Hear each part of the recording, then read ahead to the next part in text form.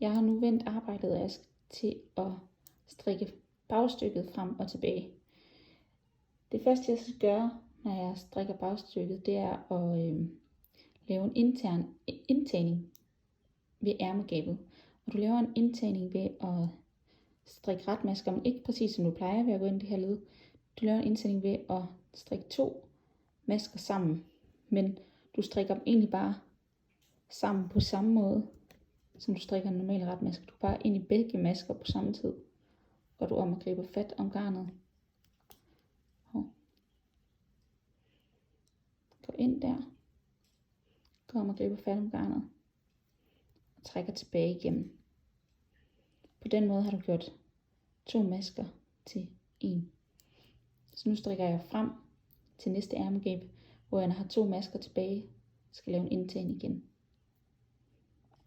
Jeg er nu nået til det næste ærmegab, hvor jeg igen skal lave en indtagning ind mod ærmegabet, og det gør jeg altså igen ved at strikke 2 masker sammen til 1, ved at lave en retmaske og trække garnet igennem begge masker. Nu kan du vælge enten at putte forsiden af din vest her over på et andet stykke garn ved at tage garnet igennem alle maskerne og lægge dem til hvile, fordi du skal strikke bagstykket først, før du fortsætter med forstykket. Men du kan også vælge at bare lade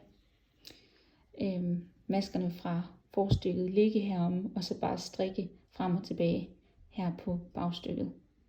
Og det er det, jeg gør her, fordi det synes jeg er nemmest. Når jeg har vendt mit arbejde her, så tager jeg garnet rundt og om på min højre pegefinger. Og så skal jeg igen her ved ærmegabet i et bestemt antal omgange strikke indtagninger.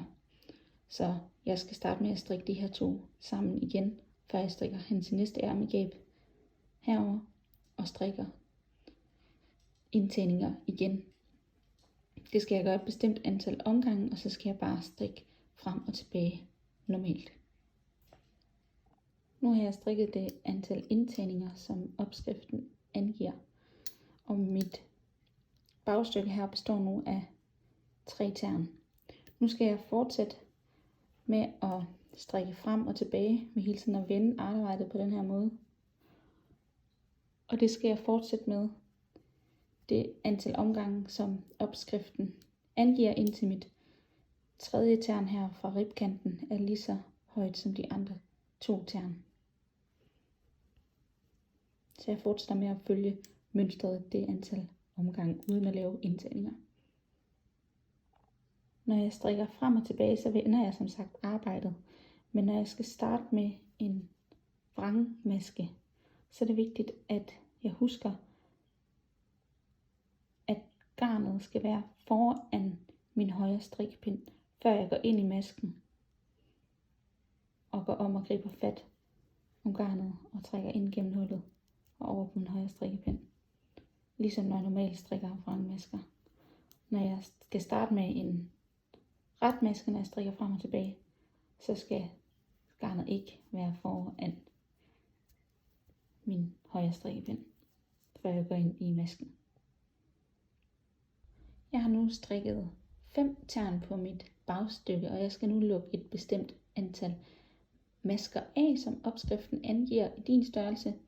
Og derefter så skal jeg sætte masker i hvile til halskanten, og så skal jeg lukke af igen til min anden strop. Jeg vil lige vise, hvordan I lukker af igen. Det gør jeg på samme måde, som da I lukkede af til ærmehullet. Så du strikker 2 retmasker. Når du har 2 masker på din højre strikkepind, så går du ind i det bagerste maskeled og trækker den hen over den anden maske. Sådan der, det kan jeg godt drille lidt en gang imellem. Jeg forsøger altid at få fat i den forreste maske med mine fingre, så jeg kan holde den tilbage. Sådan der.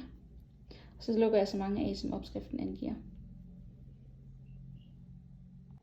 Nu er jeg nået til min sidste strop, hvor jeg er ved at lukke af. Jeg vil bare lige vise, hvordan Jeg lukker af ved den sidste, når der kun er en tilbage. Det gør jeg ved at lave en fake maske her. Og lige sætte den fast her rundt om. Og så trækker jeg den her henover. Sådan der. Og så hiver jeg op her.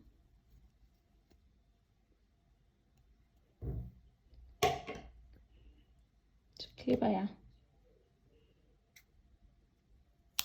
Der. Så trækker jeg op i lykken. Nu har jeg lukket af. Nu går den ikke op. Nu skal jeg have sat de her masker til hvile.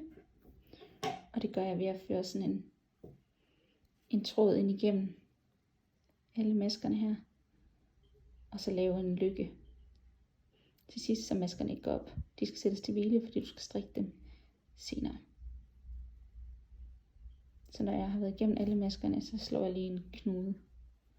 Sådan her. Nu har jeg taget garnet igennem de her masker, som senere skal blive til min hals. Og nu hvor maskerne ikke går op, så kan jeg hive min strikkepind ud. Og så vil jeg senere kunne sætte strikkepinden ind igen for at kunne strikke halsen. Nu skal jeg i gang med mit forstykke.